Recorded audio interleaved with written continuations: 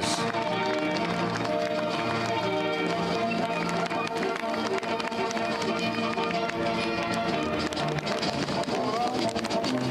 A tap of elbows there with President Obama and Vice President-elect Kamala Harris as she and her husband, Doug Emhoff, take up their position. It's worth noting that President-elect Biden has said he wants a relationship, a vice presidential relationship, not unlike the one he enjoyed with Barack Obama, in which he was always the last voice or the last person in the room at a time of grave and important decisions. Well, you make a good point, because he is going to be president, but he's been vice president. So he knows all the highs and lows of that job. I mean, for a long time, it was always joked that it was the worst job in Washington, that there was really no prescribed duties, but it's become in the last few administrations quite important, quite momentous. We mentioned Joe Biden. You have to mention Dick Cheney under President Bush, a hugely influential vice president. So Kamala Harris certainly will have that opportunity, and just the magnitude of what needs to be done when you're talking about an economic travails that this country is in, the pandemic. There's so much work to be done. It's really a two-person job. So we'll see if they are able to forge that kind of functioning relationship. A lot of pride will be felt as we noted, the first woman of color will take the oath, and she will take the oath first, we should note. Momentarily, we expect the introduction of the president-elect and Dr. Jill Biden. Their family there, as you can see, enjoying the moment, or trying to stay warm, or both. I'm going to assume they've got heaters up there on the platform. Well, there's one good thing about masks. They do keep your face warm, so perhaps that's one plus that they otherwise that's one giving another one. I'll give you one, right? the other one is protection, of course. Yeah, there is that. Yes, protection from COVID. Let's bring in Chuck Todd and Andrea Mitchell, who are watching these images with us. And for all that has happened, at least these moments right now, Chuck, feel like the inaugurations that we've seen before, and that hallmark of American democracy that people in this country have come to count on? I'll be honest, this has been an elixir of sorts, the last hour, just to see the normalcy of people in both parties participating in this. I mean, look, it's a necessary elixir, and I think it, in many ways, is why Joe Biden won the election. It was sort of this feeling that if anybody can create a moment, a unifying moment, it's him, that he has the right. I'll be honest, he just has the right perspective. He's been through so much himself. It gives him the right level of empathy the country is desperately looking for here. And I'll just be honest. This is just, it's nice to hear the patriotic music. I mean, we took some of this for granted until 2 weeks ago. I'll be honest. And so I have looked at all of this through a different set of eyes since January 6th today. Absolutely. Andrea. Yeah, I covered Congress for many years, and I've been up on that podium, and seeing this restores a sense that we're okay. We're going to be okay. The country's going to be okay. It's just extraordinary to see all these leaders who work together. You have Mitch McConnell and others coming out. There is a bipartisan note. I saw a note earlier from Marco Rubio that the reason he is not here, and there you see the Bidens, Savannah, coming through. But Marco Rubio just quickly is saying that he's not here only because he is rushing to confirm Avril Haines, who had her confirmation hearing yesterday, and overcome any Republican objections. Savannah? As we watch the president-elect, soon-to-be president and soon-to-be first lady approach, and we saw the congressional leaders, I do think, Chuck, to pick up on what you were talking about, there is that almost feeling of defiance, institutional defiance. Congress saying, wait a minute, you attacked us 2 weeks ago, but just as they came in the late hours of the night and completed their business on January 6th, this is a continuation of that thread, their constitutional duty to inaugurate a new president at high noon, January 20th, that is written in our founding documents, and in 45 minutes it will happen. And there does feel like there's that defiance and determination on the part of Republicans and Democrats. I want to share with you, Savannah, I want to pick up on this. I want to share with you, I talked to somebody who was pretty high up in the Bush administration a couple weeks ago who said, you know, I know you guys in the press are beating yourselves up, members of Congress are. He says, you know what? The guardrails did work over these last 4 years. They got bruised, they got beaten, and we've seen, but we're in some ways, and almost today itself is a reminder, as much as we thought, oh my God, look how vulnerable our system is to sort of crumbling. A lot of the institutions, while they were battered and bruised, whether it's ours in the press or Congress or other institutions, they worked, they held up. And this person said to me, you know what, I don't want to share his name because it would just give that person a lot of problems. But he sort of said, you know what, in 20 years, we may look back at this in the same way we look back at the McCarthy years and say, you know what, the system worked. We weeded it out. And this morning, right now, is a reminder, our guardrails did hold up. The weather may be a different story. We're seeing a few little snow flurries out there, and we're starting to see some of the introductions, more congressional leaders coming in. I'm squinting at the screen to see who we can identify, but any moment now that we know that President-elect Biden and soon-to-be First Lady Jill Biden, Dr. Jill Biden, are on the move inside the Capitol and about to make their big entrance. And we're going to hear remarks shortly from Senator Roy Blunt of Missouri on behalf of the Inauguration Committee.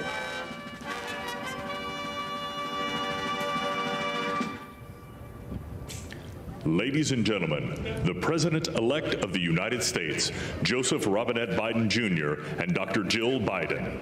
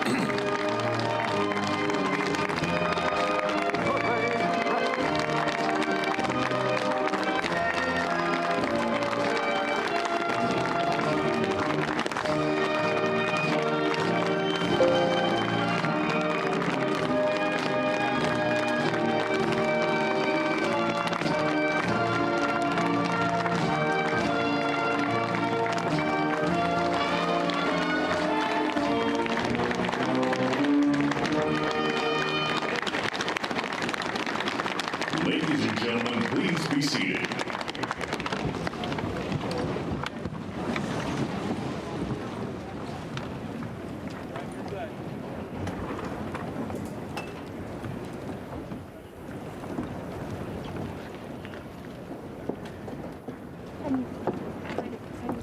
Please welcome the Honorable Amy Klobuchar.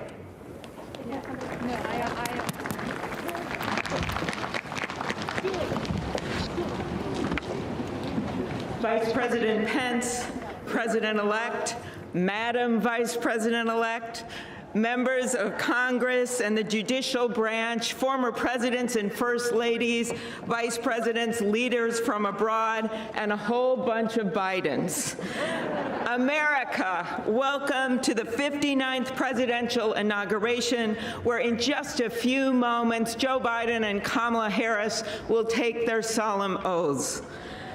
This ceremony is the culmination of 244 years of a democracy. It is the moment when leaders brought to this stage by the will of the people promise to be faithful to our Constitution, to cherish it and defend it. It is the moment when they become, as we all should be, guardians of our country. Have we become too jaded, too accustomed to the ritual of the passing of the torch of democracy to truly appreciate what a blessing and a privilege it is to witness this moment? I think not. 2 weeks ago, when an angry, violent mob staged an insurrection and desecrated this temple of our democracy, it awakened us to our responsibilities as Americans. This is the day when our democracy picks itself up, brushes off the dust, and does what America always does, goes forward as a nation under God, indivisible, with liberty and justice for all. This conveyance of a sacred trust between our leaders and our people takes place in front of this shining Capitol dome for a reason. When Abraham Lincoln gave his first inaugural address in front of this Capitol, the dome was only partially constructed, braced by ropes of steel. He promised he would finish it. He was criticized for spending funds on it during the Civil War. To those critics, he replied, "If the people see the Capitol going on, it is a sign we intend the Union shall go on." And it did, and it will. Generations of Americans gave their lives to preserve our republic in this place. Great legislation to protect civil rights and economic security and lead the world was debated and crafted under this dome. Now it falls on all of us, not just the two leaders we are inaugurating today, to take up the torch of our democracy, not as a weapon of political arson, but as an instrument for good. We pledge today never to take our democracy for granted as we celebrate its remarkable strength. We celebrate its resilience, its grit. We celebrate the ordinary people doing extraordinary things for our nation, the doctors and nurses on the front line of this pandemic, the officers in the Capitol, a new generation never giving up hope for justice.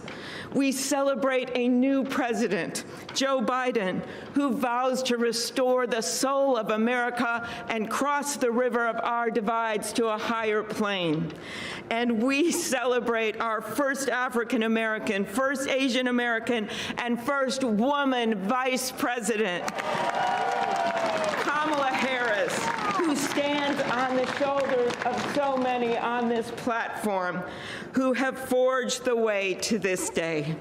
When she takes the oath of office, little girls and boys across the world will know that anything and everything is possible. And in the end, that is America, our democracy, a country of so much good. And today, on these Capitol steps and before this glorious field of flags, we rededicate ourselves to its cause. Thank you. It is now my honor to introduce to you the senator who has worked with me and so many others to make this ceremony possible, my friend and the chair of the inaugural committee, Missouri Senator Roy Blunt.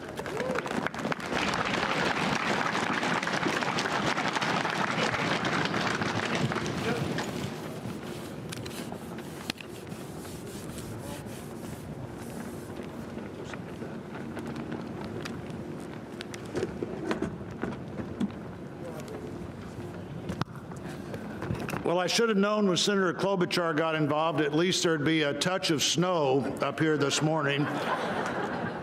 Of all the things we'd considered, I don't think snow was on my agenda until I walked out the door a moment ago. But thank you, Senator Klobuchar, and thanks to the other members of the Joint Congressional Committee on the Inauguration as we officially begin the 59th inaugural ceremony. I also want to thank the Joint Committee staff and our partners, particularly our security partners, for the way they've dealt with unprecedented circumstances. When I chaired the inauguration 4 years ago, I shared President Reagan's 1981 description of this event as commonplace and miraculous. Commonplace because we've done it every 4 years since 1789. Miraculous because we've done it every 4 years since 1789. Americans have celebrated this moment during war, during depression, and now during pandemic. Once again, all three branches of our government come together as the Constitution envisions. Once again, we renew our commitment to our determined democracy, forging a more perfect union. That theme for this inauguration, our determined democracy, Forging a More Perfect Union was announced by the Joint Committee before the election with the belief that the United States can only fulfill its promise and set an example for others if we are always working to be better than we have been. The Constitution established that determined democracy with its first three words, declaring the people as the source of the government. The Articles of Confederation hadn't done that. The Magna Carta hadn't done that. Only the Constitution says the government exists because the people are the source of the reason it exists. They immediately followed those first three words with the words to form a more perfect union. The founders did not say to form a perfect union. They did not claim that in our new country nothing would need to be improved. Fortunately, they understood that always working to be better would be the hallmark of a great democracy. The freedoms we have today, the nation we have today, is not here just because it happened, and they aren't complete. A great democracy working through the successes and failures of our history, striving to be better than it had been. And we are more than we have been, and we are less than we hope to be. The assault on our Capitol at this very place just 2 weeks ago reminds us that a government designed to balance and check itself is both fragile and resilient. During the last year, the pandemic challenged our free and open society and called for extraordinary determination and sacrifice, and still challenges us today. Meeting that challenge head on have been and are healthcare workers, scientists, first responders, essential frontline workers, and so many others we depend on in so many ways. Today we come to this moment. People all over the world, as we're here, are watching and will watch what we do here. Our government comes together. The Congress and the courts join the transition of executive responsibility. One political party more pleased today and on every inaugural day than the other. But this is not a moment of division, it's a moment of unification. A new administration begins and brings with it a new beginning.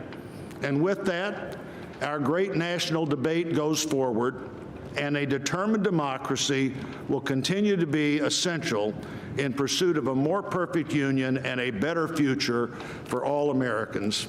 What a privilege for me to join you today. Thank you.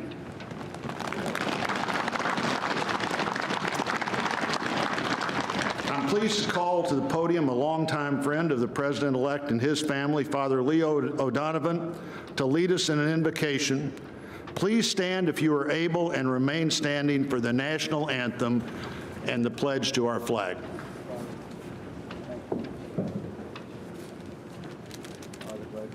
Thank you, Senator.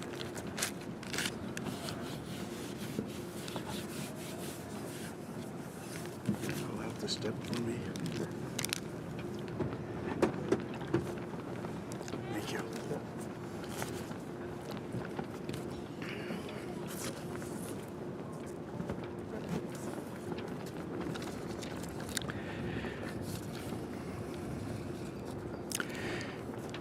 Gracious and merciful God, at this sacred time we come before you in need, indeed on our knees.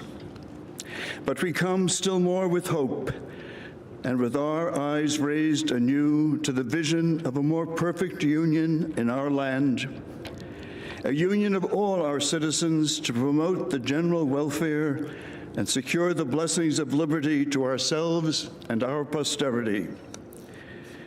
We are a people of many races, creeds, and colors, national backgrounds, cultures, and styles, now far more numerous and on land much vaster than when Archbishop John Carroll wrote his prayer for the inauguration of George Washington 232 years ago. Archbishop Carroll prayed that you, O Creator of all, would assist with your Holy Spirit of counsel and fortitude the President of these United States, that his administration may be conducted in righteousness and be eminently useful to your people. Today, we confess our past failures to live according to our vision of equality, inclusion, and freedom for all. Yet we resolutely commit still more now to renewing the vision, to caring for one another in word and deed, especially the least fortunate among us, and so becoming a light for the world. There is a power in each and every one of us that lives by turning to every other one of us, a thrust of the Spirit to cherish and care and stand by others, and above all, those most in need. It is called love, and its path is to give ever more of itself. Today, it is called American patriotism, born not of power and privilege, but of care for the common good, with malice toward none and with charity for all. For our new president, we beg of you the wisdom Solomon sought when he knelt before you and prayed for an understanding heart so that I can govern your people and know the difference between right and wrong. We trust in the counsel of the letter of James. If any of you lacks wisdom, you should ask God, who gives generously to all without finding fault, and it will be given to you. Pope Francis has reminded us how important it is to dream together. By ourselves, he wrote, we risk seeing mirages, things that are not there. Dreams, on the other hand, are built together. Be with us, holy mystery of love, as we dream together. Help us under our new president to reconcile the people of our land, restore our dream and invest it with peace and justice and the joy that is the overflow of love. To the glory of your name, forever, amen.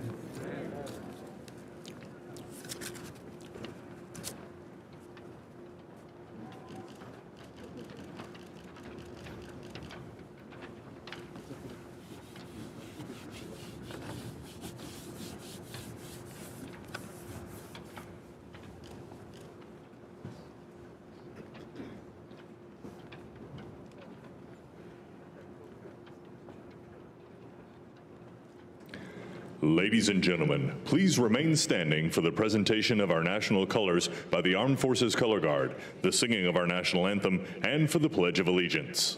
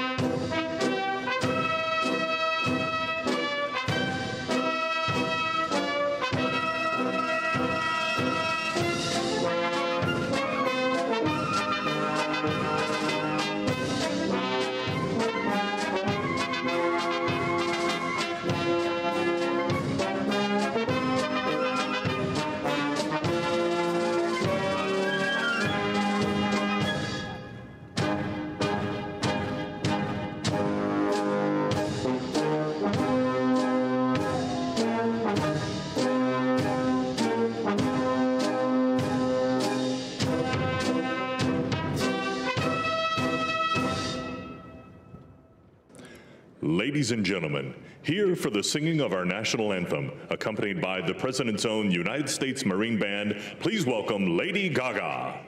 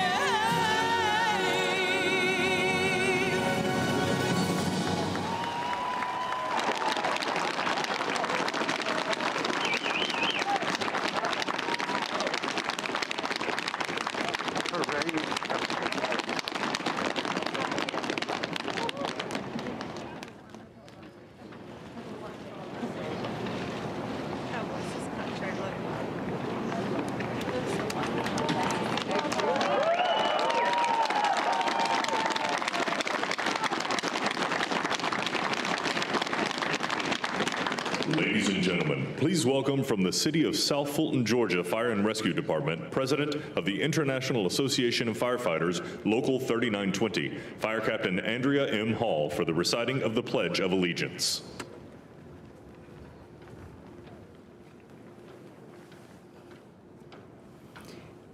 I pledge allegiance to the flag of the United States of America and to the republic for which it stands, one nation, under God, indivisible, with liberty and justice for all.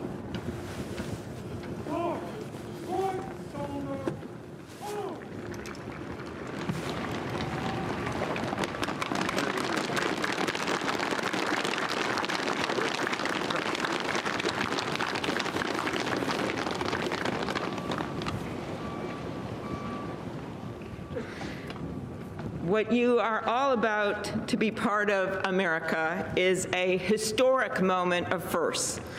To administer the oath to our first African American, our first Asian American, and our first woman vice president, Kamala Harris, it is my great privilege to welcome to the inaugural stage the first Latina to ever serve on the Supreme Court of the United States of America, Justice Sonia Sotomayor. Ladies and gentlemen, please remain standing for the oath of office, followed by musical honors.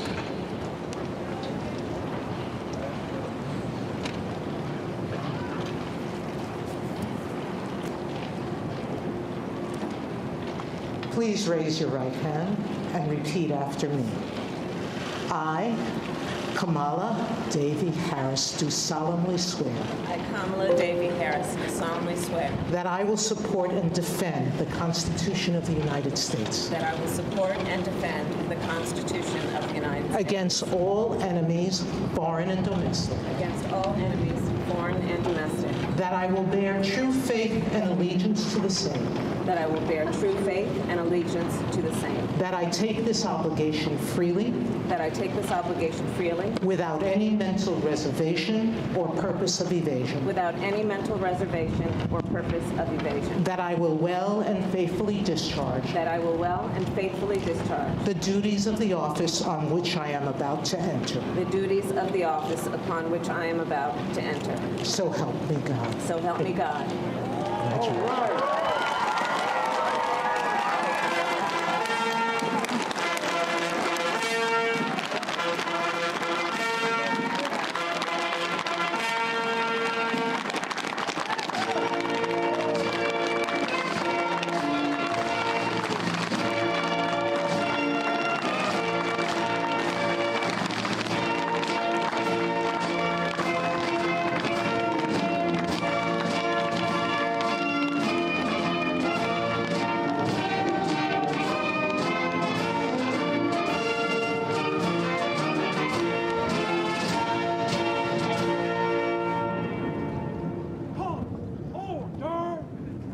Ladies and gentlemen, please be seated.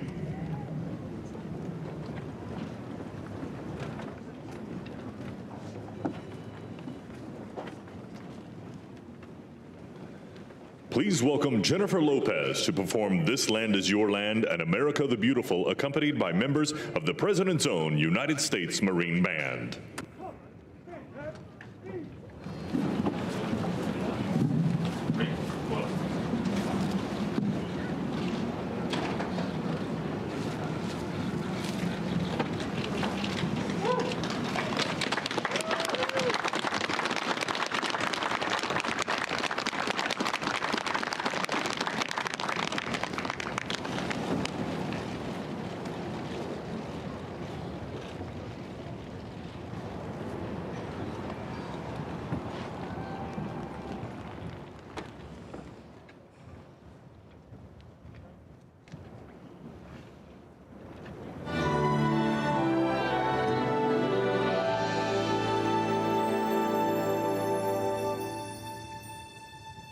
This land is your land.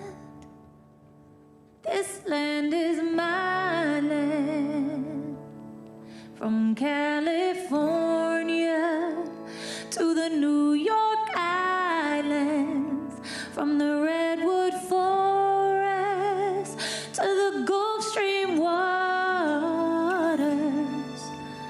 This land was made for you and me. As I went walking down that ribbon of highway, I saw above me that endless skyway. I saw below me that golden valley. This land was made for you and me.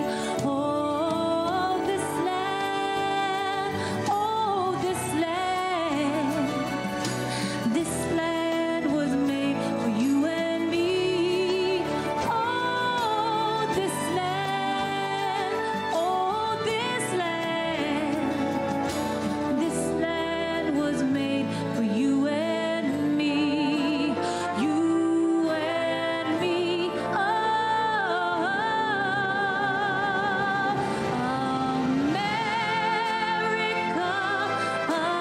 America, God shed His grace on thee and crowned thy good with brotherhood. From sea to shining sea.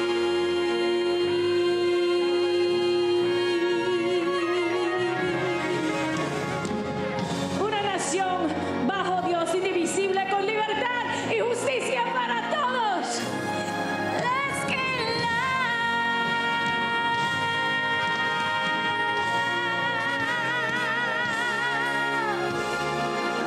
This land was made for you and me.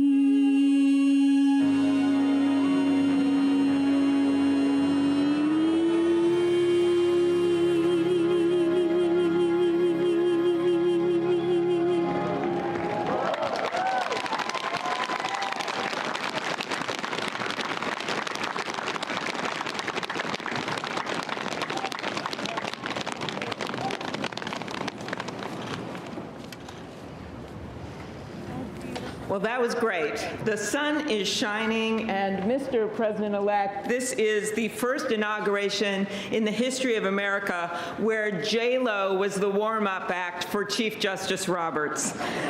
With that, it is now my distinct honor to introduce the Chief Justice of the Supreme Court of the United States, John Roberts, to administer the presidential oath to the next President of the United States, Joseph R. Biden.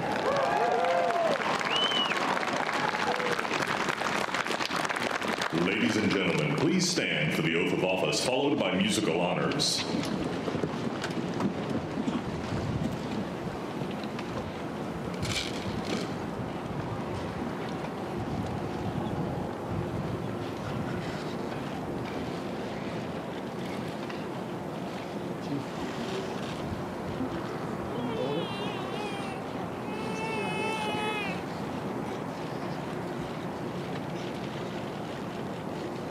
Please raise your right hand and repeat after me.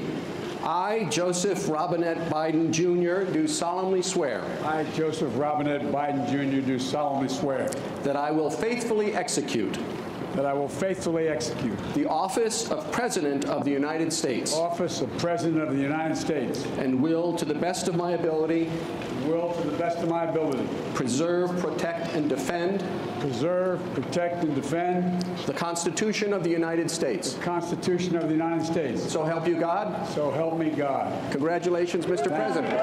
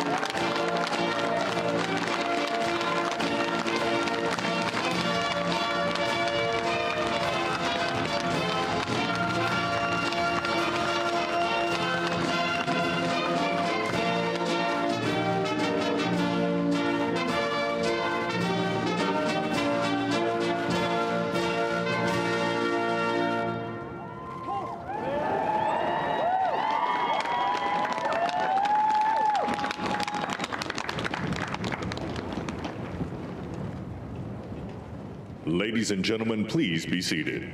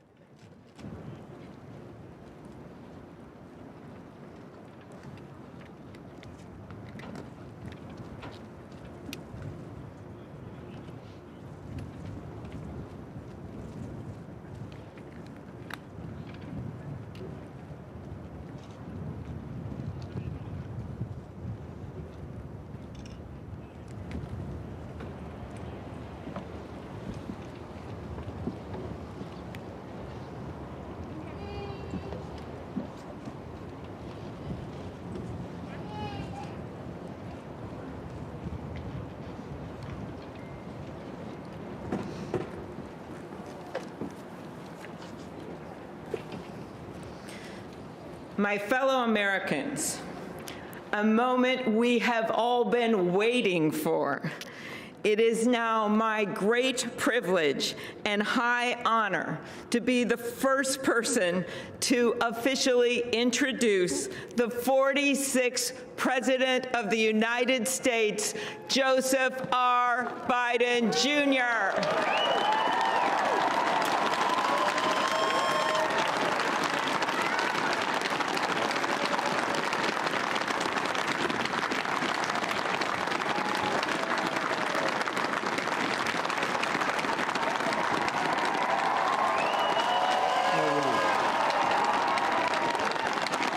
Chief Justice Roberts, Vice President Harris, Speaker Pelosi, Leader Schumer, Leader McConnell, Vice President Pence, and my distinguished guests, my fellow Americans. This is America's day. This is democracy's day, a day of history and hope, of renewal and resolve. Through a crucible for the ages, America has been tested anew, and America has risen to the challenge. Today, we celebrate the triumph not of a candidate, but of a cause, the cause of democracy. The people, the will of the people has been heard, and the will of the people has been heeded. We've learned again that democracy is precious. Democracy is fragile. And at this hour, my friends, democracy has prevailed.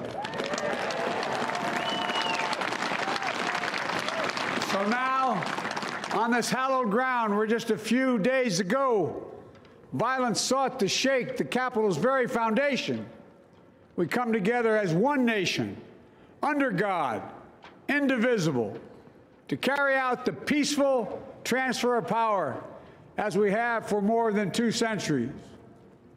As we look ahead in our uniquely American way, restless, bold, optimistic, and set our sights on the nation we know we can be and we must be. I thank my predecessors of both parties for their presence here today. I thank them from the bottom of my heart. And I know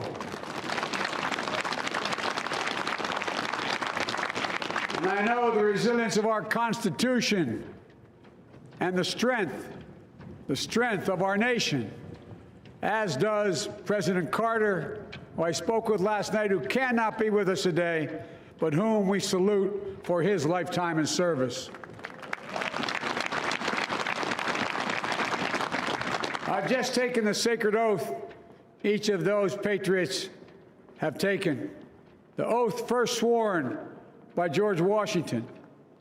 But the American story depends not on any one of us, not on some of us, but on all of us, on we, the people, who seek a more perfect union. This is a great nation. We are good people.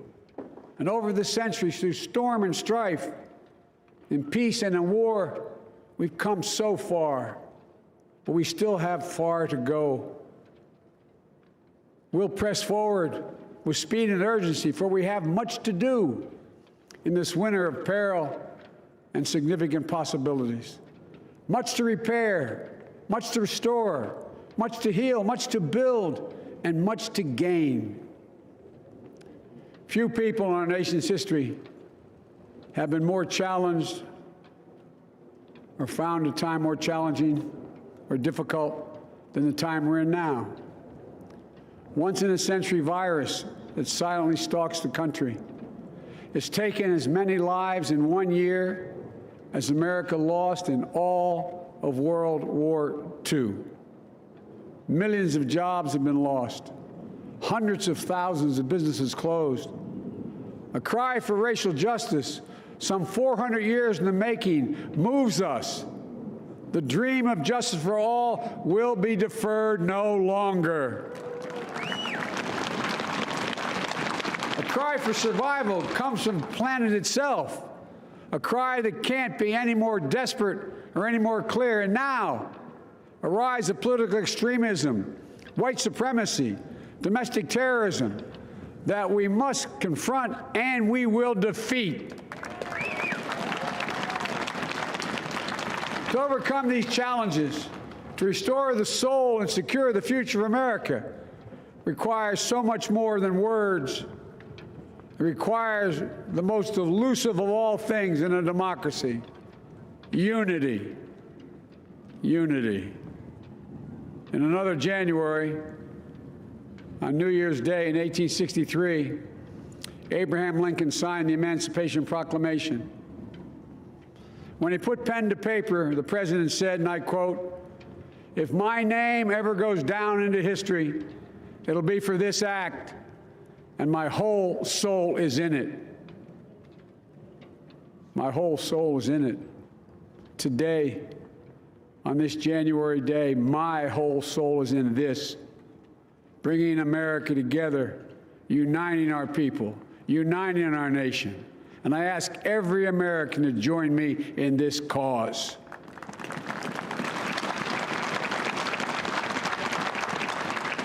Uniting to fight the foes we face: anger, resentment and hatred, extremism, lawlessness, violence, disease, joblessness, and hopelessness. With unity, we can do great things, important things. We can right wrongs. We can put people to work in good jobs. We can teach our children in safe schools. We can overcome the deadly virus. We can reward work and rebuild the middle class and make health care secure for all. We can deliver racial justice, and we can make America once again the leading force for good in the world. I know speaking of unity can sound to some like a foolish fantasy these days.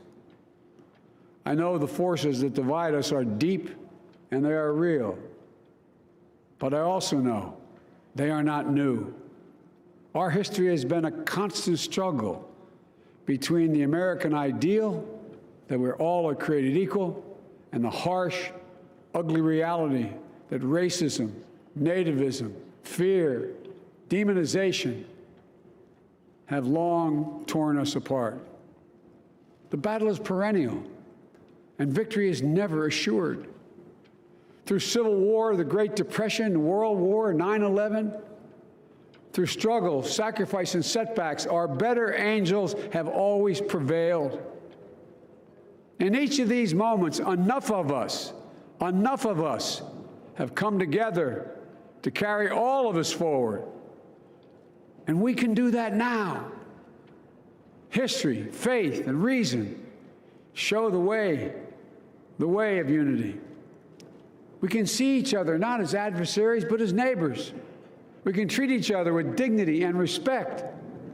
We can join forces, stop the shouting, and lower the temperature. For without unity, there is no peace, only bitterness and fury. No progress, only exhausting outrage. no nation, only a state of chaos.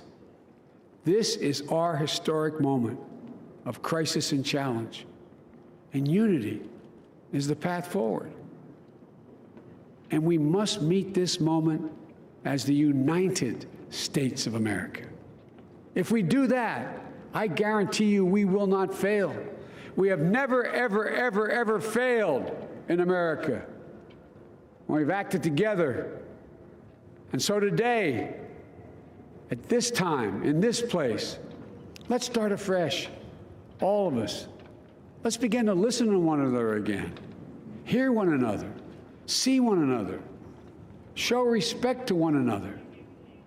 Politics doesn't have to be a raging fire, destroying everything in its path. Every disagreement doesn't have to be a cause for total war. And we must reject the culture in which facts themselves are manipulated and even manufactured.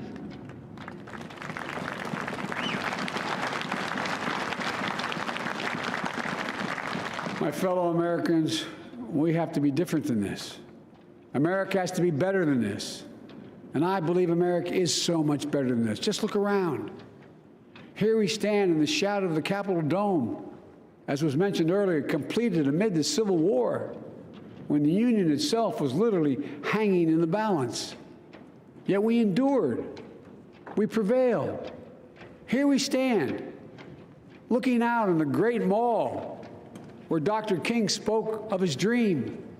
Here we stand where 108 years ago, at another inaugural, thousands of protesters tried to block brave women marching for the right to vote.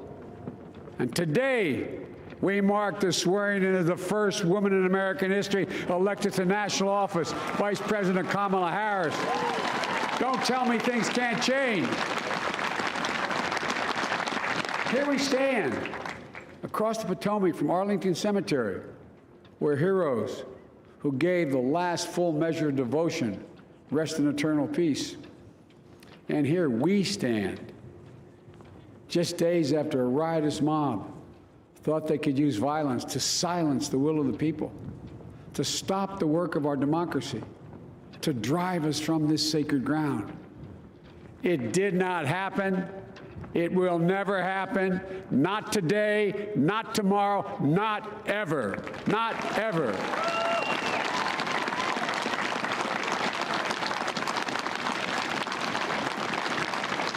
To all those who supported our campaign, I'm humbled by the faith you've placed in us. To all those who did not support us, let me say this. Hear me out as we move forward. Take a measure of me and my heart. And if you still disagree, so be it. That's democracy. That's America. The right to dissent peaceably within the guardrails of our republic is perhaps this nation's greatest strength. Yet hear me clearly.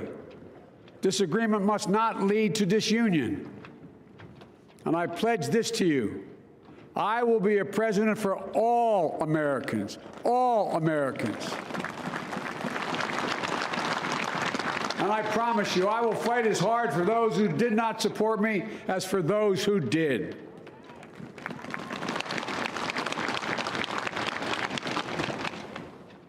Many centuries ago, St. Augustine, a saint of my church, wrote that a people was a multitude defined by the common objects of their love.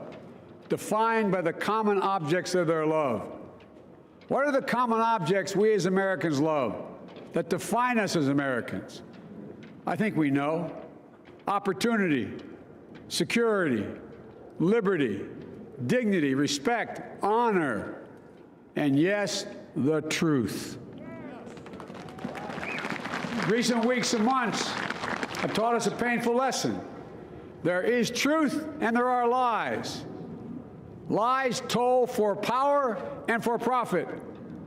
And each of us has a duty and a responsibility as citizens, as Americans, and especially as leaders.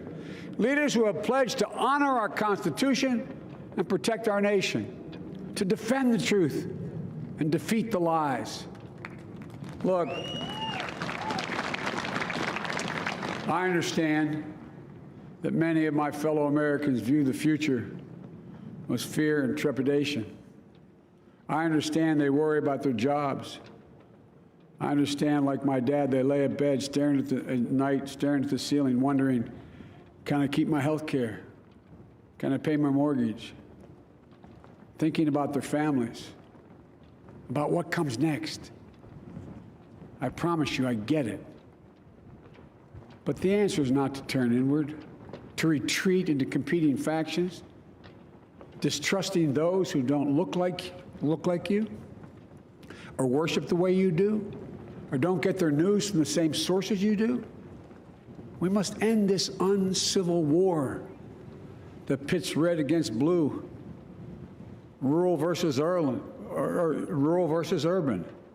conservative versus liberal.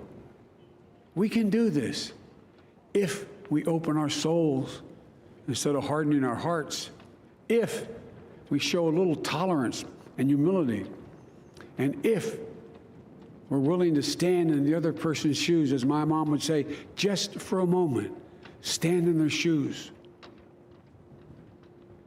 Because here's the thing about life. There's no accounting for what fate will deal you. Some days, when you need a hand.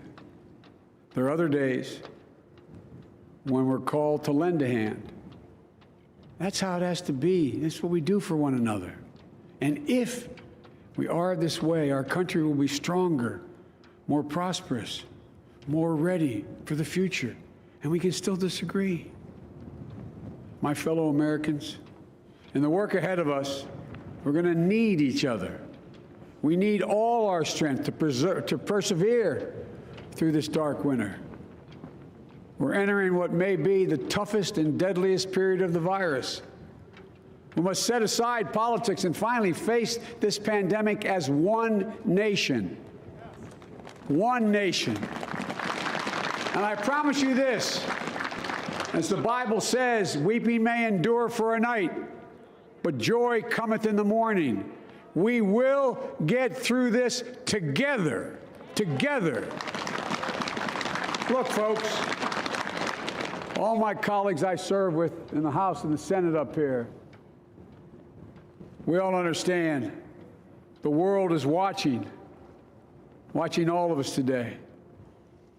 So here's my message to those beyond our borders. America has been tested, and we've come out stronger for it. We will repair our alliances and engage with the world once again, not to meet yesterday's challenges, but today's and tomorrow's challenges. And we'll lead not merely by the example of our power, but by the power of our example.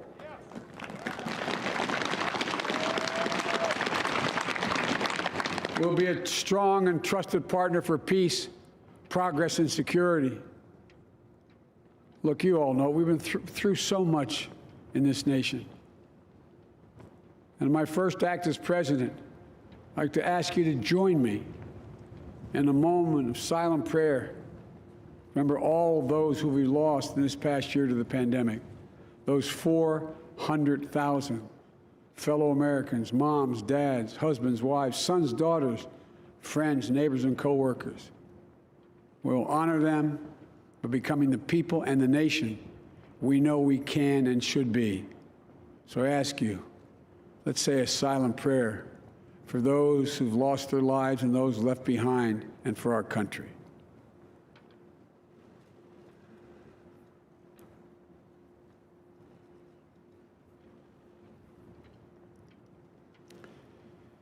Amen. Folks, this is a time of testing. We face an attack on our democracy and on truth, a raging virus, growing inequity, the sting of systemic racism, a climate in crisis, America's role in the world. Any one of these would be enough to challenge us in profound ways.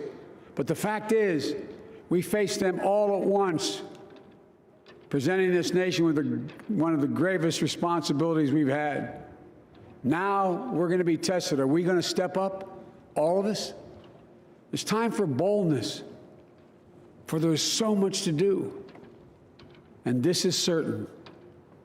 I promise you, we will be judged, you and I, by how we resolve these cascading crises of our era. We will rise to the occasion is the question. Will we master this rare and difficult hour? Will we meet our obligations and pass along a new and better world to our children? I believe we must. I'm sure you do as well. I believe we will. And when we do, we'll write the next great chapter in the history of the United States of America, the American story. A story that might sound something like a song that means a lot to me. It's called American Anthem. There's one verse that stands out, at least for me, and it goes like this. The work and prayers of century have brought us to this day. What shall be our legacy? What will our children say? Let me know in my heart when my days are through. America, America, I gave my best to you. Let's us add our own work and prayers to the unfolding story of our great nation. If we do this, then when our days are through, our children and our children's children will say of us, they gave their best, they did their duty, they healed a broken land. My fellow Americans, I close the day where I began, with the sacred oath. Before God and all of you, I give you my word. I will always level with you. I will defend the Constitution. I'll defend our democracy. I'll defend America. And I'll give all of you, keep everything I do in your service, thinking not of power, but of possibilities, not of personal interest, but the public good. And together, we shall write an American story of hope, not fear, of unity, not division, of light, not darkness, a story of decency and dignity, love and healing. And we'll give all greatness and goodness all of you. May this be the story that guides us, the story that inspires us, and the story that tells ages yet to come that we answered the call of history. We met the moment. Democracy and hope, truth and justice did not die on our watch but thrived. That America secured liberty at home and stood once again as a beacon to the world. That is what we owe our forebears, one another, and generation to follow.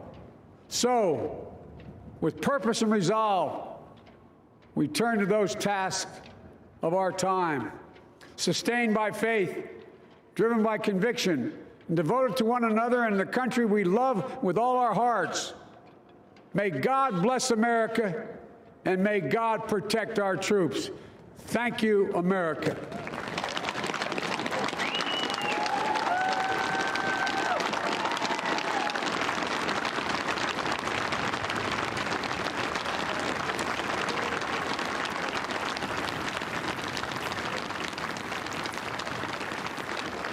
Joseph Robinette Biden has been sworn in and assumed the office of the presidency, the 46th president of the United States, the oldest man ever to assume the presidency at 78 years old, delivering a speech with themes of unity, of hope, of rewriting an American history, the new chapter in American history, saying it is time for Americans to come together in common cause. He says we must end this uncivil war. He noted that democracy has prevailed, noting the attack on the Capitol 2 weeks ago. He says there's been an attack on democracy and the truth.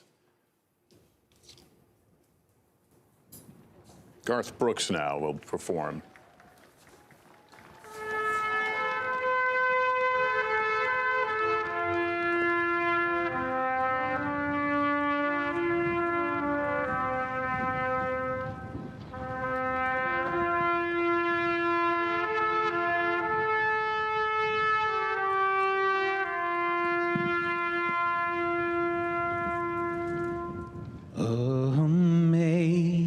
Amazing grace,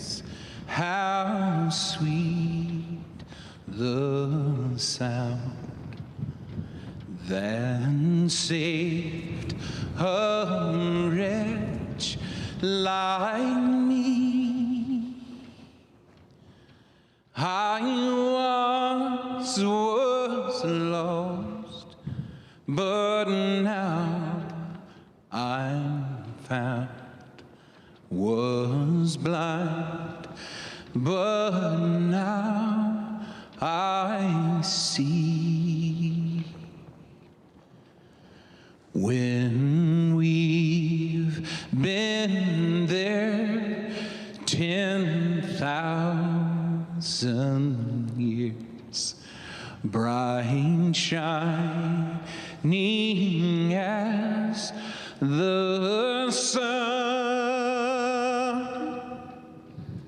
we've no less days to sing God's praise than when we first begun. If I can ask you to sing this last verse with me, not just the people here, but the people at home, at work, as one, united. Amazing grace, how sweet the sound that saved a wretch like me. I once was lost, but now I'm found. Was blind, but now I see. Amen.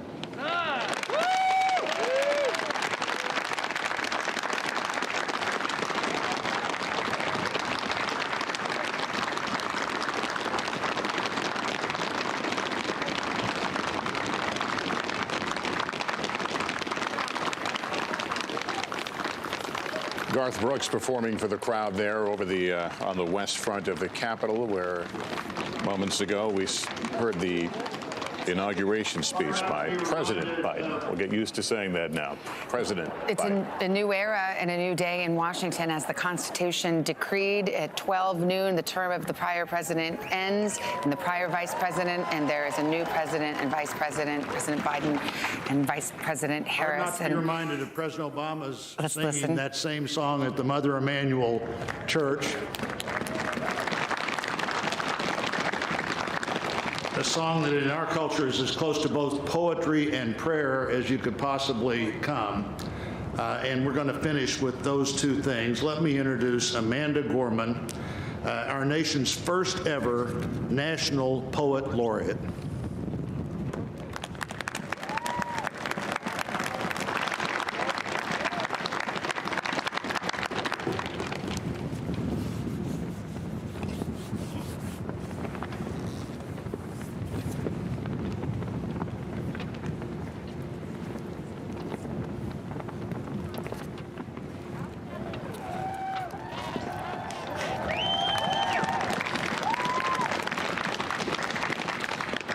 Mr. President, Dr. Biden, Madam Vice President, Mr. Emhoff, Americans, and the world.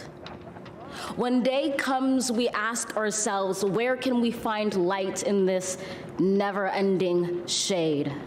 The loss we carry, a sea we must wade. We've braved the belly of the beast. We've learned that quiet isn't always peace, and the norms and notions of what just isn't always just is.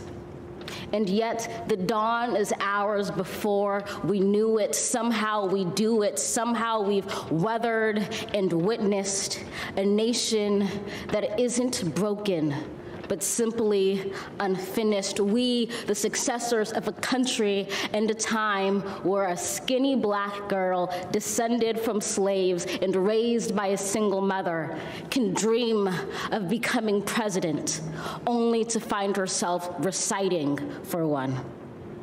And yes, we are far from polished, far from pristine, but that doesn't mean we are striving to form a union that is perfect. We are striving to forge our union with purpose, to compose a country committed to all cultures, colors, characters, and conditions of man.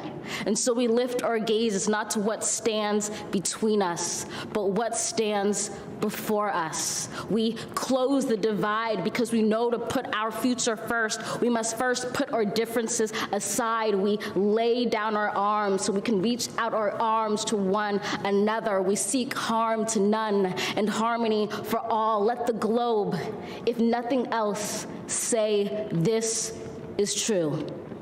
That even as we grieved, we grew, that even as we hurt, we hoped, that even as we tired, we tried, that we'll forever be tied together, victorious, not because we will never again know defeat, but because we will never again sow division. Scripture tells us to envision that everyone shall sit under their own vine and fig tree, and no one shall make them afraid. If we're to live up to our own time, then victory won't lie in the blade, but in all the bridges we've made. That is the promised glade, the hill we climb, if only we dare it, because being American is more than a pride we inherit. It's the past we step into and how we repair it. We've seen a force that would shatter our nation rather than share it, would destroy our country if it meant delaying democracy. And this effort very nearly succeeded. But while democracy can be periodically delayed, it can never be permanently defeated.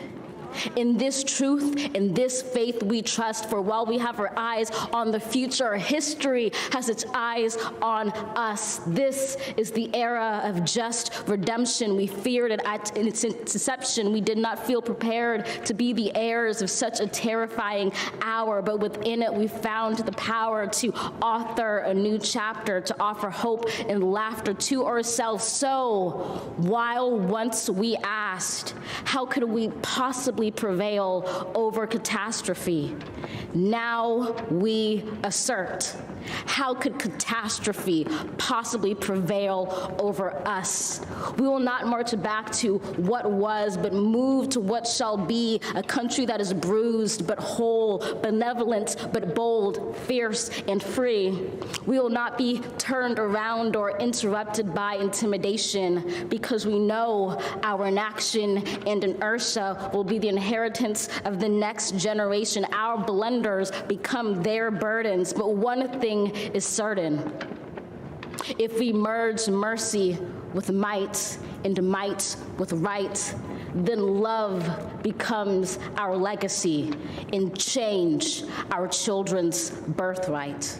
So let us leave behind a country better than the one we were left. With every breath from my bronze-pounded chest, we will raise this wounded world into a wondrous one. We will rise from the gold-limbed hills of the West. We will rise from the wind-swept Northeast, where our forefathers first realized revolution. We will rise from the lake-rimmed cities of the Midwestern states. We will rise from the sun-baked South. We will rebuild, reconcile, and recover in every known nook of our nation, in every corner called our country. Our people, diverse and beautiful, will emerge battered and beautiful. When day comes, we step out of the shade, aflame and unafraid. The new dawn blooms as we free it. For there is always light, if only we're brave enough to see it, if only we're brave enough to be it.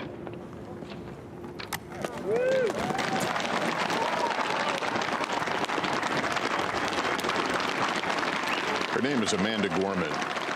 She is 22 years old, from Los Angeles. And what a just powerful, beautiful piece of poetry she just delivered. Well, you'd hate to follow her. Yeah. She did. We had prose, and now we've had poetry, and we've had song. Now for our benediction, I'm pleased to introduce Reverend Dr. Sylvester Beeman, the pastor of the Bethel African Methodist Episcopal Church in Wilmington, Delaware, a friend of President Biden for 30 years.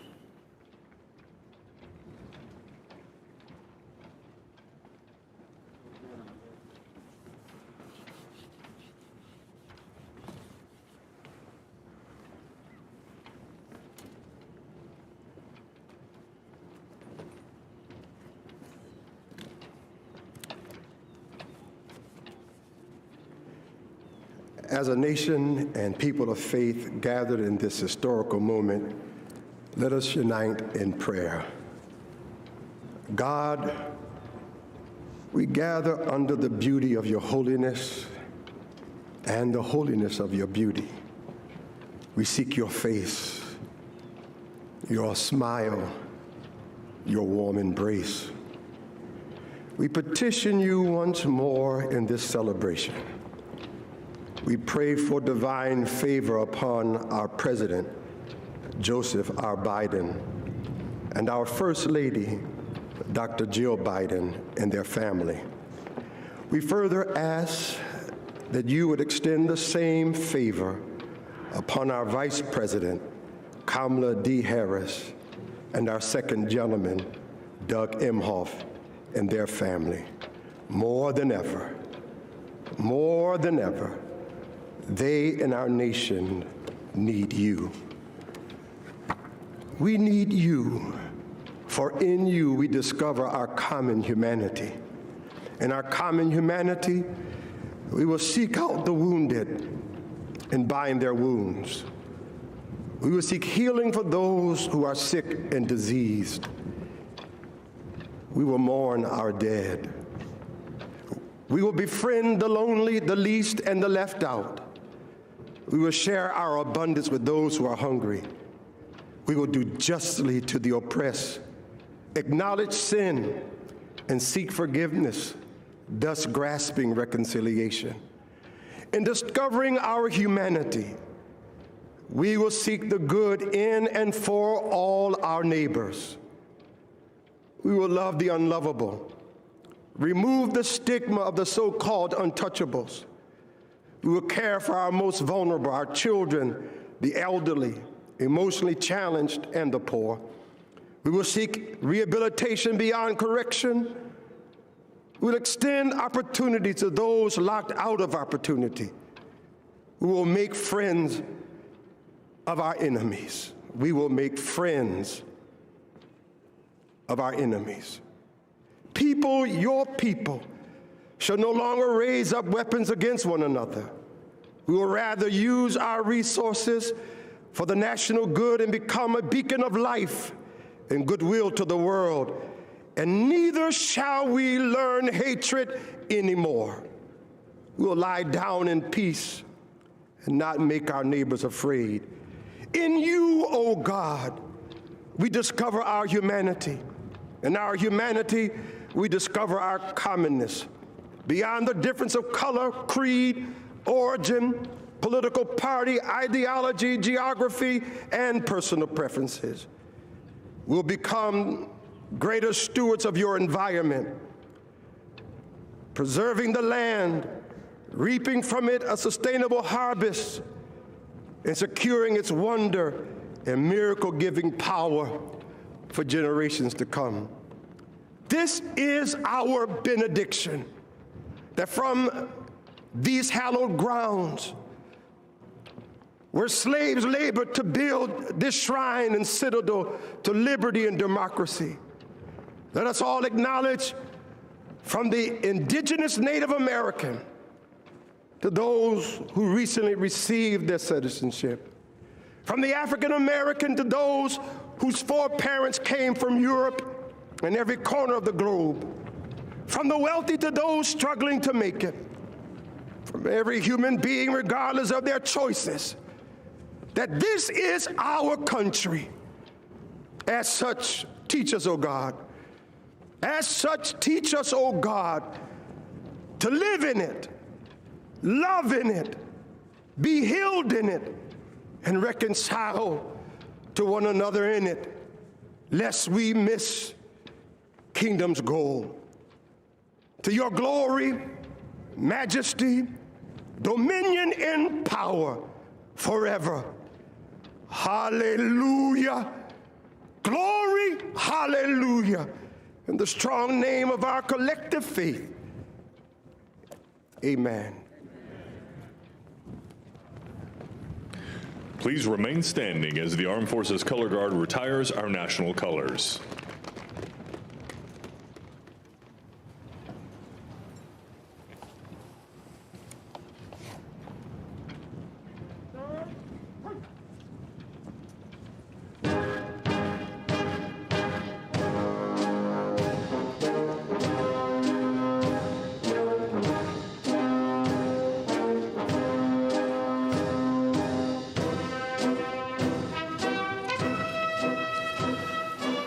And that concludes the inauguration ceremony at the Capitol. It looked different than any other, and as we expected, the empty spaces, the social distancing. What we didn't see, except in a few cutaways, I suppose, the soldiers, that ring of steel around this general area owing to what happened 2 weeks ago.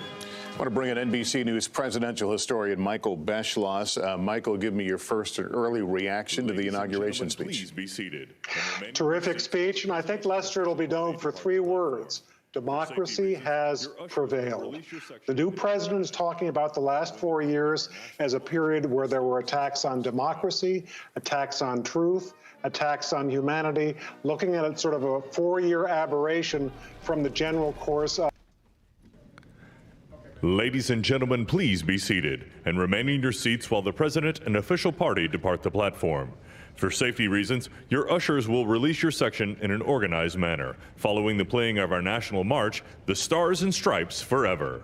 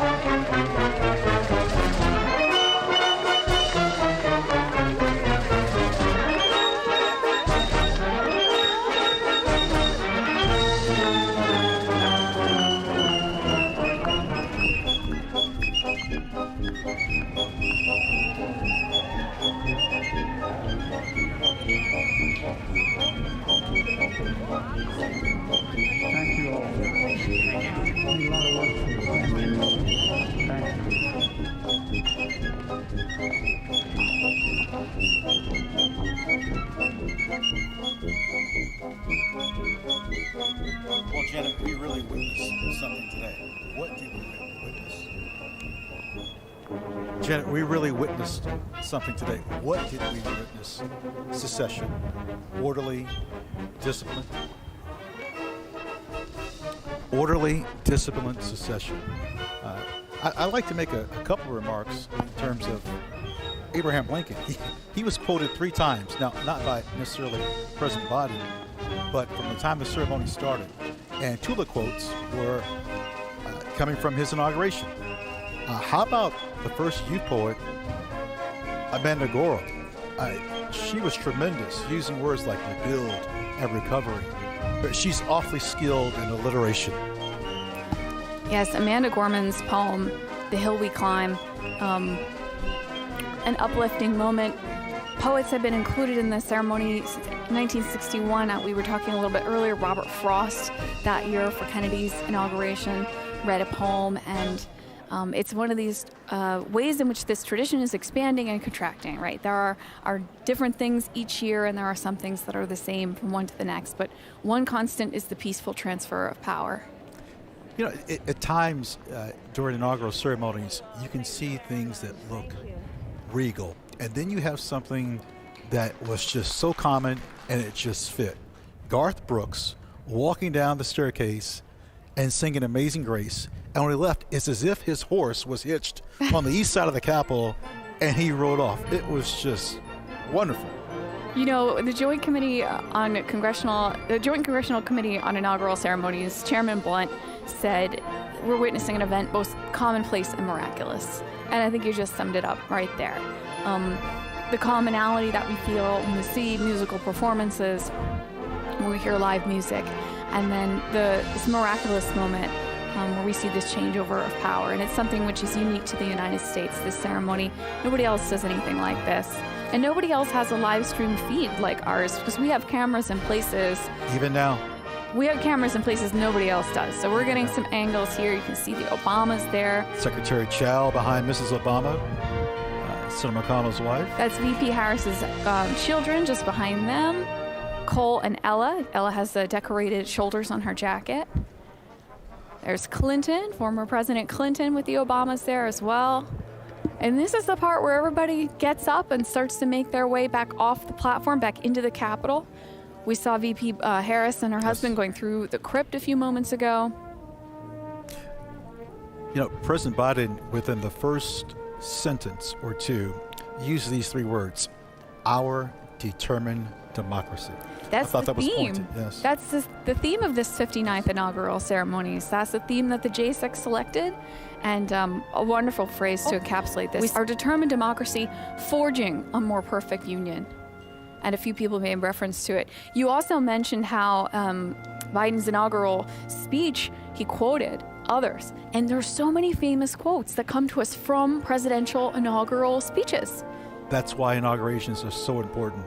I mentioned earlier about Thomas Jefferson's quote. What about Andrew Jackson mentioning about government, that it should be for the good of the people and that the people will direct, and that government should respect the privacy of persons and position. Andrew Jackson. We could go on about FDR. The only thing we have to fear is fear itself. And Lincoln, the better angels of our nature, comes from one of his inaugural speeches. This is a moment where, and they vary in length. We've had long inaugural speeches in our nation's history. We've had short ones. We've had fatally long inaugural speeches. Poor President Harrison, you had to bring that up. President Reagan mentioning, hey, it's not the people that have failed government. It's government that needs to be accountable to the people. And we see President Obama there, who's in his inaugural address, his first one, the remaking of America. There's the poet Amanda Gorman there at the lower right of your screen. And President Obama hugging Lady Gaga. The lady, what a tremendous rendition of the national anthem. An incredible performance. I'm not sure if that was a designer of a dress or an architect that built that dress. That is. She's certainly found something to rival the architecture and the iconography of the Capitol. And we've talked a little bit about fashion choices and how to stand out in the crowd. Now, you mentioned Here we are, the young poet, Amanda Gorman, shaking hands with former President Clinton. Now, you just mentioned Miss Gorman, who has a speech impediment. And Janet, who else has a speech impediment? President Biden. How about Maya Angelou? Maya Angelou, another poet who has spoken. So that's the poet Amanda Gorman in a yellow jacket, and we see Lady Gaga and Michelle Obama hugging here. Well, there'll be a few pictures taken there.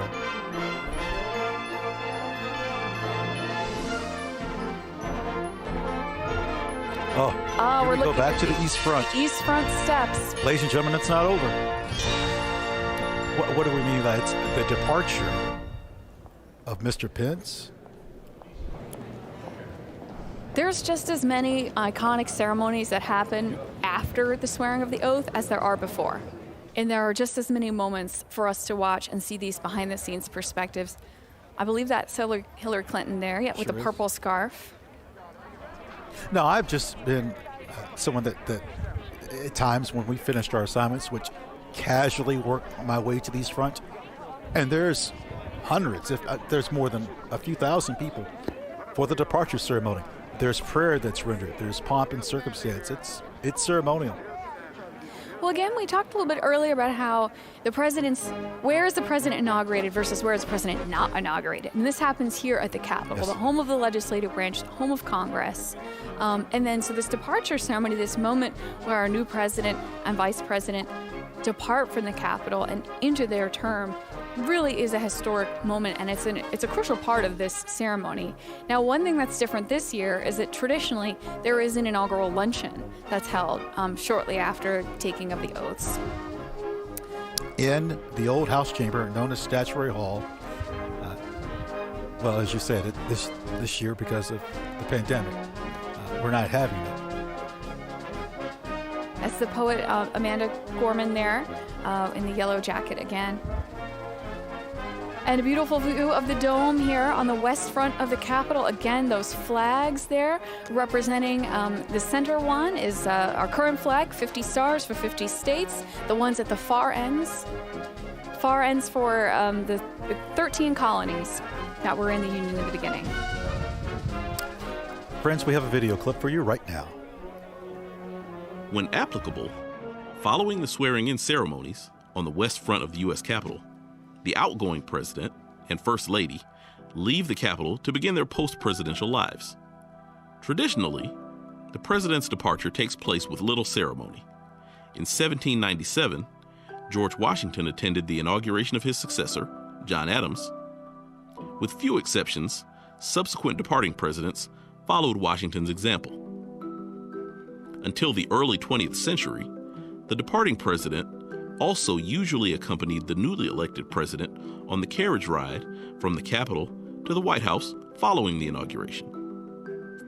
In the early 20th century, a new tradition evolved whereby the outgoing president quietly left the Capitol immediately following the swearing-in ceremony. In 1909, after congratulating President Howard Taft, former President Theodore Roosevelt left the Capitol for Union Station, where he took a train to his home in New York. Outgoing Presidents Coolidge and Hoover also left the Capitol for Union Station, where they traveled home by train. Outgoing Presidents Truman, Eisenhower, and Johnson left the Capitol by car. In recent years, the newly installed president and vice president have escorted their predecessors out of the Capitol after the swearing-in ceremony. The members of the JSIC gather on the stairs on the east front of the Capitol building and watch as the new vice president escorts the outgoing vice president and his spouse out of the Capitol through a military cordon. Then, the new president escorts the outgoing president and his spouse through the military cordon. Since Gerald Ford's departure in 1977, the former president and first lady have left the Capitol grounds by helicopter, weather permitting.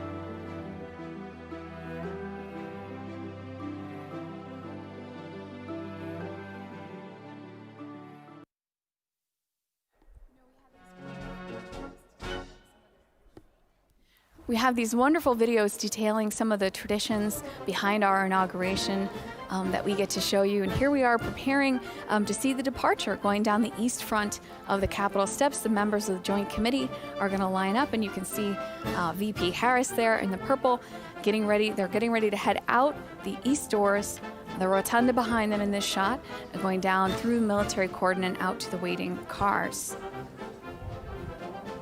Have we noticed that the weather conditions have improved dramatically?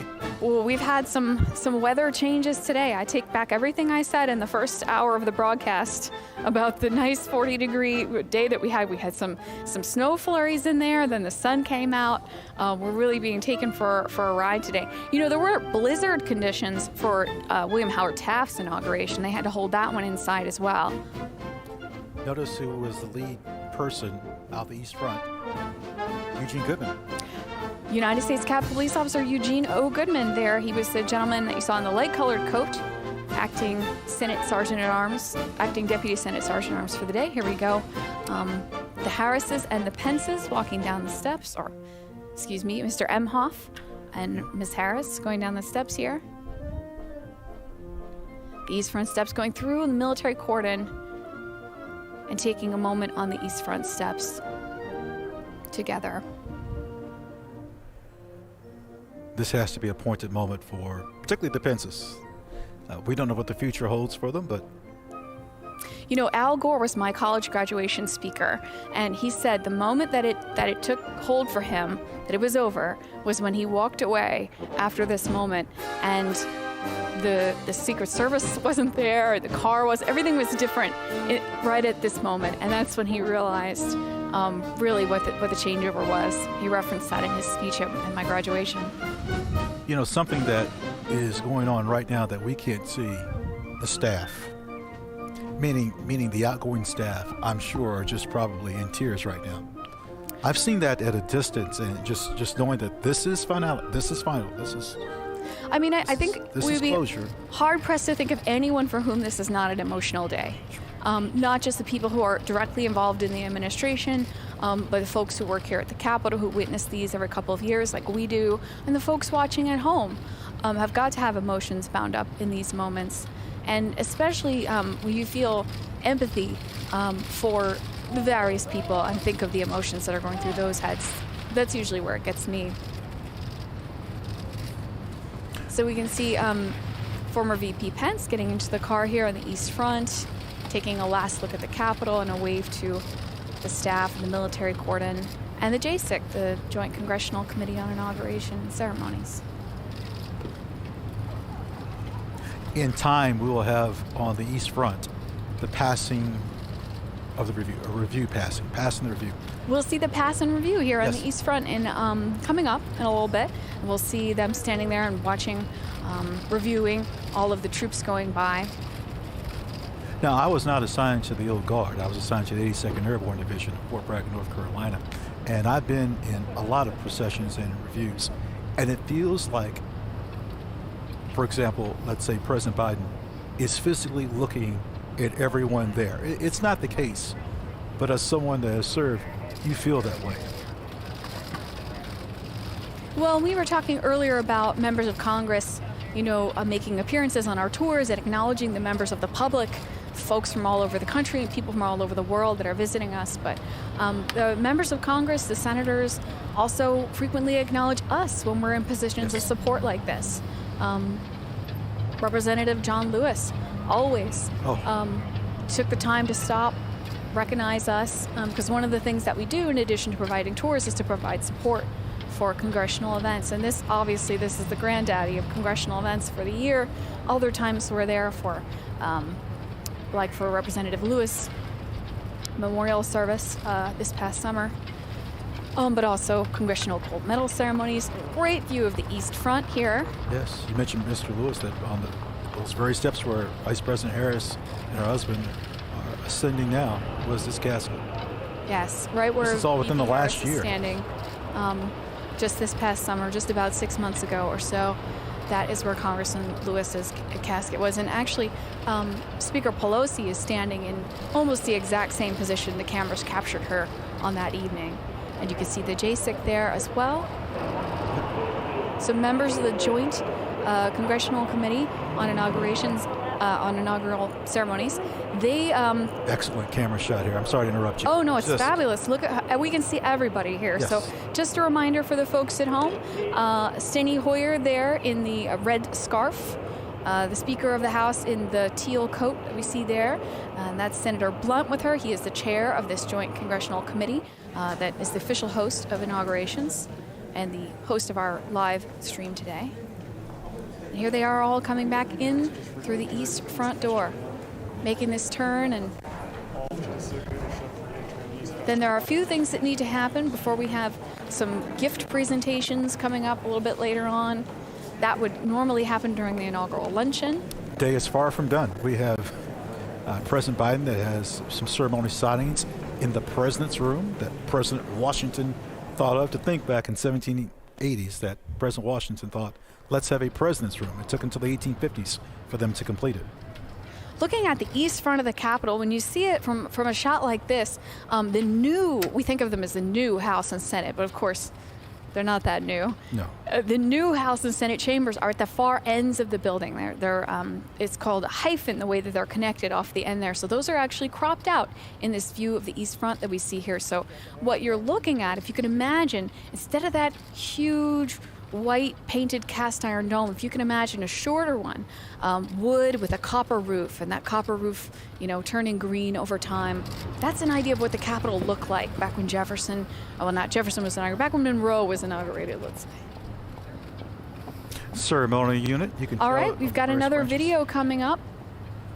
And we have these great videos that are taking you through. Official actions taken by the newly sworn President of the United States occur in the President's room just off the Senate chamber in the U.S. Capitol. After the departure of the former President and First Lady, the new President gathers there with aides and members of Congress to sign nominations and sometimes memorandums, proclamations, or executive orders. This tradition began in 1981 with President Ronald Reagan. Prior to that time, nominations were often submitted to the Senate on Inauguration Day without ceremony.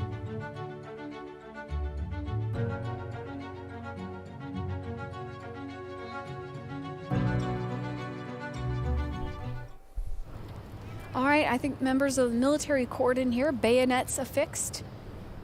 Heading back into the Capitol, you can see a fleet of cars there transporting all these folks. Of course, the ones with the flags on the front there, most likely vice presidential vehicles.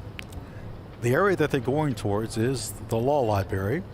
And in that area is where Thomas Jefferson was first inaugurated, March 4th, 1801. And his second inauguration was in that room. Yeah, right there on the first floor of the Senate side. It's part of the oldest section of the building. Jen, I hope the people can see this pediment that's in this triangle. And it's Genius of America. And it used to be sandstone. About the triangular section above the door. Used to be sandstone. And it deteriorated, and they changed it to marble from Tate, Georgia. And so, friends, there was a part of this porch, if you will, that was extended out about 32 feet just before President Kennedy was inaugurated to give balance to the dome. Now, you see people around there. That's something that's in the past that was allowed by the general public. I'm talking about the 1940s, 30s. It was just overwhelmed with people. And that's one of the reasons why we don't have inaugurations on the east side anymore. Yeah, we mentioned earlier there's a famous photo from Lincoln's inaugural where he's out here, and the crowd around him is so thick you can hardly pick out Lincoln except for his exceptional height. And in that photo with him actually is John Wilkes Booth, who attended Lincoln's inaugural that day and said, if I'd had my weapon, I could have had a shot at him. That's how close he was. That would be the last speech he would make. Now, speaking of Lincoln and the Civil War, flanking that door are figures of war and peace in those niches there on either side of the east front door. So again, the east front of the Capitol was the traditional front of the building. The Statue of Freedom on top faces this direction. Of course, you were just discussing the pediment, the sculpture that's there above the door. Of course, there's no part of the Capitol that's not ornate. And there is no back of the Capitol. There's an east front and there's a west front. And I think maybe we need to emphasize that today. So here, everything's happening on both fronts of the Capitol today. Here on the east front, we saw arrivals coming in earlier. We've got departures, the pass and review coming up. And as for the actual swearing in, over on the west front side. All three branches of government. This is shot inside the president's room, folks. Friends, look at these beautiful floors. These are English Minton tiles from Stoke-upon-Trent in England. They're $2.03 per tile. And what you're seeing, I love this camera view, is President Washington's cabinet. It looks like Henry Knox, Secretary of War, in the corner there. I don't know if I can emphasize enough how unique this opportunity is for us to see this. I worked at the Capitol now for 12 years, and I've seen the inside of this room maybe half a dozen times. Ladies and gentlemen, stand by for a video on the signing ceremony. You want to see this. The first official actions taken by the newly sworn President of the United States occur in the President's room just off the Senate chamber in the U.S. Capitol. After the departure of the former President and First Lady, the new President gathers there with aides and members of Congress to sign nominations and sometimes memorandums, proclamations, or executive orders. This tradition began in 1981 with President Ronald Reagan. Prior to that time, nominations were often submitted to the Senate on Inauguration Day without ceremony.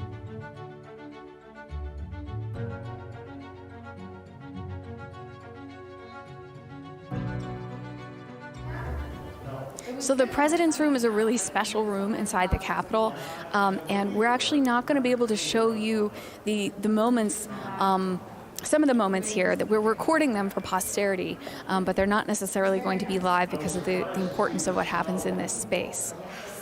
You mentioned importance. In 1964, Dr. Martin Luther King Jr., along with President Lyndon Baines.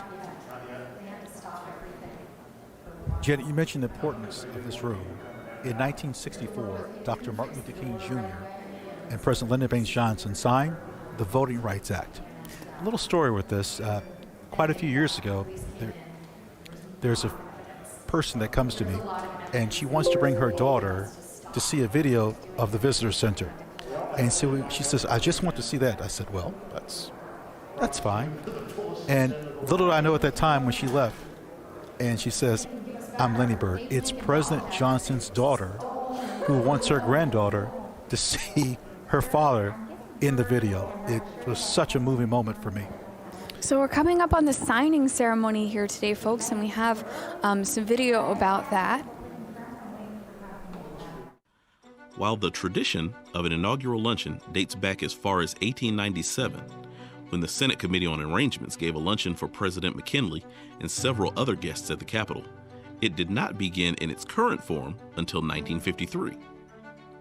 That year, President Dwight D. Eisenhower, Mrs. Eisenhower, and 50 other guests of the JASIC dined on cream chicken, baked ham, and potato puffs in the now restored Old Senate Chamber. From the mid-19th century to the early 20th century, presidents left the Capitol after the swearing-in ceremonies and traveled to the White House for a luncheon prepared by the outgoing president and First Lady.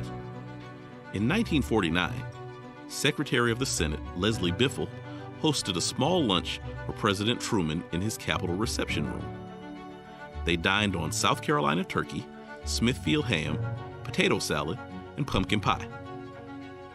In 1953, the JASIC began its current tradition of hosting a luncheon for the president, vice president, and their spouses, Senate leaders, the JASIC members, and other invited guests. At the inaugural luncheon in 1981, newly sworn-in President Ronald Reagan announced the release of 52 American citizens who had been held hostage in Iran for 444 days. Traditionally, the luncheon often features cuisine reflecting the home states of the new president and vice president or the JASIC chairman, as well as the theme of the inauguration. The program includes speeches, gift presentations from the JASIC, and toasts to the new administration.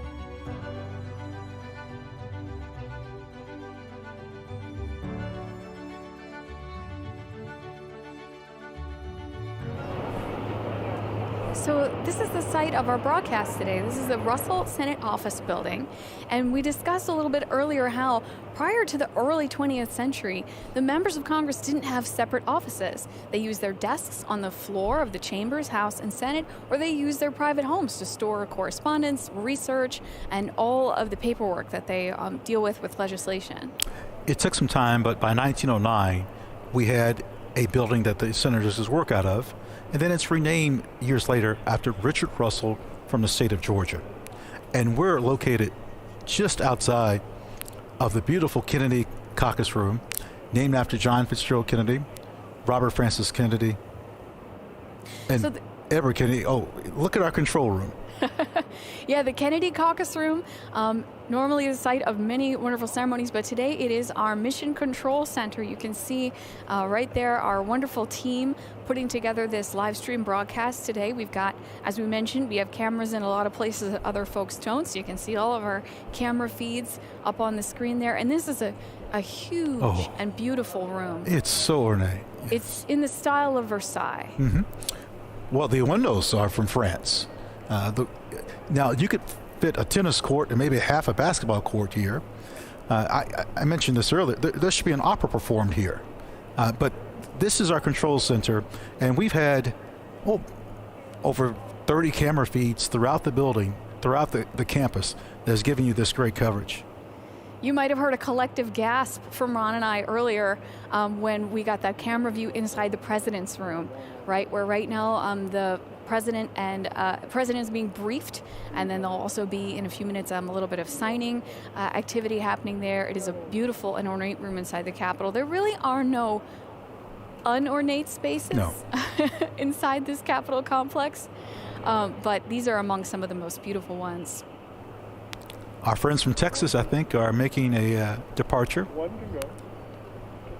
You know, this Kennedy caucus room has been the site of a few hearings. Yeah, a few. The Titanic. Teapot Dome scandal. Well, how about McCarthy hearings? In 1937, this is where President Roosevelt's plan to pack the Supreme Court was discussed. And Watergate hearings. So I don't think this room is not too unfamiliar for a lot of Americans. Well, this might be something which is a point of interest to our audience at home, because they probably picture all of the action happening in the chambers. No. And really, the chambers are where the voting happens and a certain amount of debate, but caucus rooms like this, committee chambers, here we see the Clintons departing there on our screen. Caucus rooms like this, committee chambers, rooms all over the Capitol are where a lot of the action happens. And if you watch hearings on TV, you may notice that you're seeing different spaces than you see when you watch votes. Here comes the Obamas. We're watching these departures on the East Front as we're coming to you from a separate building over in the Russell Senate Office building. You know, this building is made intentionally to be fireproof. You know what's ironic, Janet? This building is so old, yet when they built the new buildings, such as the Hart Building, the members didn't want to go to the technology building. Everyone likes everything old. Think about this. I mean, where do they have inaugural luncheons for the president? Old statuary hall, old House chamber. Where were they before? Old Senate chamber. No one likes anything new.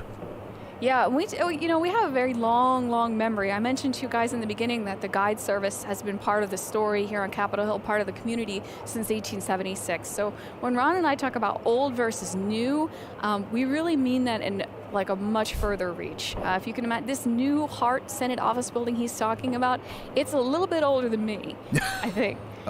And we talk about the new House chamber, the new Senate chamber. Those are from the late 1850s.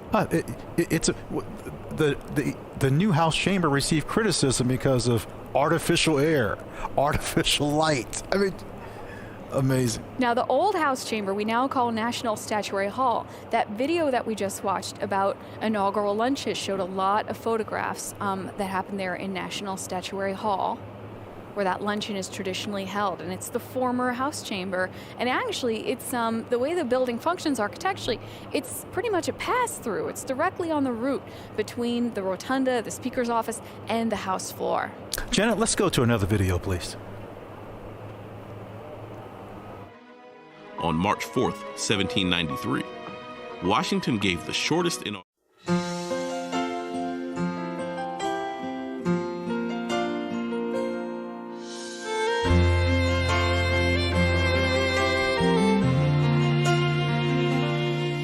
If tomorrow all the things were gone, I'd work for all my life, and I had to start again with just my children and my wife. I'd thank my lucky stars to be living here today, 'cause the flag still stands for freedom, and they can't take that away. And I'm proud to be an American, where at least I know I'm free. And I won't forget the men who died, who gave that right to me. And I gladly stand up next to you and defend her still today, 'cause there ain't no doubt I love this land. God bless the USA.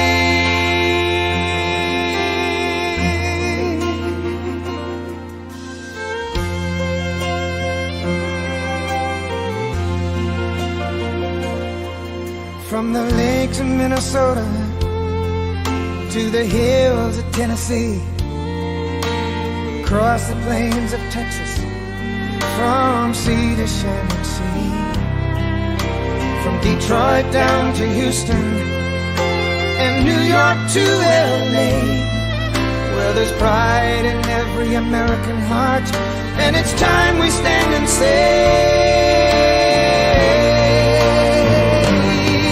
that I'm proud to be an American, where at least I know I'm free, and I won't forget the men who died, who gave that right to me, and I gladly stand up next to you and defend her still today, 'cause there ain't no doubt I love this land. God bless the USA.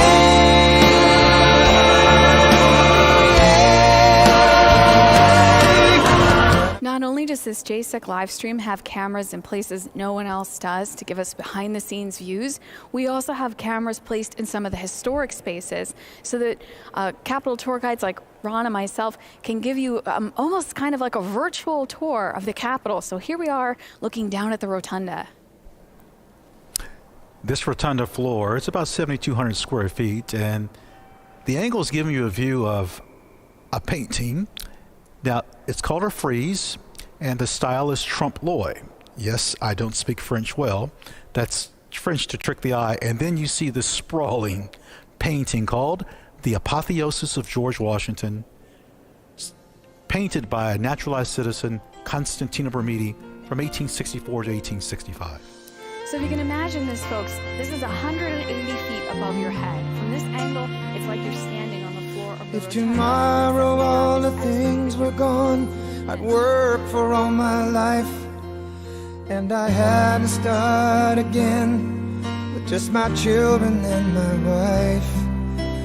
I'd thank my lucky stars to be living here today, 'cause the flag still stands for freedom, and they can't take that away. And I'm proud to be an American, where at least I know I'm free, and I won't forget the men who died, who gave that right to me, and I gladly stand up next to you and defend her still today, 'cause there ain't no doubt I love this land. God bless the USA.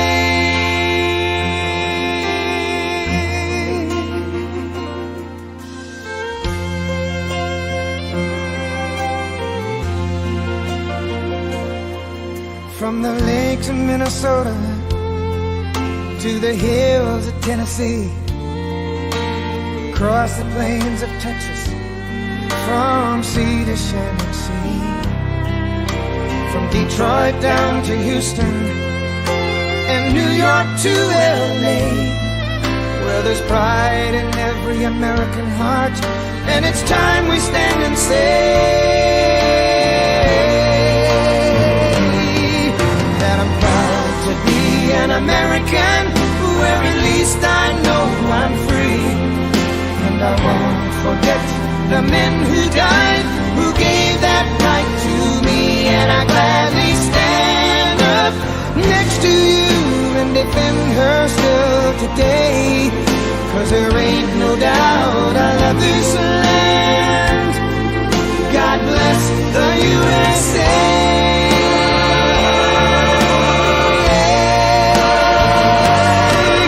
But I'm proud to be an American, where at least I know I'm free, and I won't forget the men who died, who gave that right to me, and I gladly stand up next to you and defend her still today, 'cause there ain't no doubt I love this land.